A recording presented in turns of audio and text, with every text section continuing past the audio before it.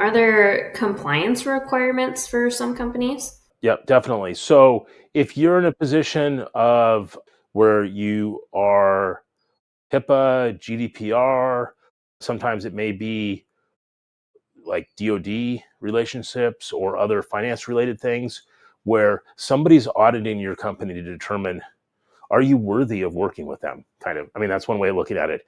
And one of the things that they ask, and I did go through a survey on one of these recently as well with a partner, was how often do you back up and how often do you test the restoring of those backups? And a lot of people may answer that, but may not actually know how often they test it. So testing those restores is the most important part of it. So, and the thing is, oh, I was going to say, and the thing is, data is changing so frequently.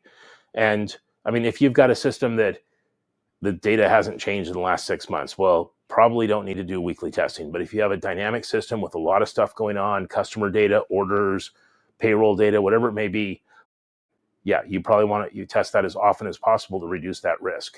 Thanks for watching. I'm Steve, and I hope you've enjoyed this video. If you like it, please click the thumbs up icon.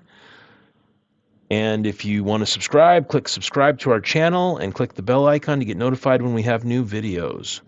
All right, have a great day.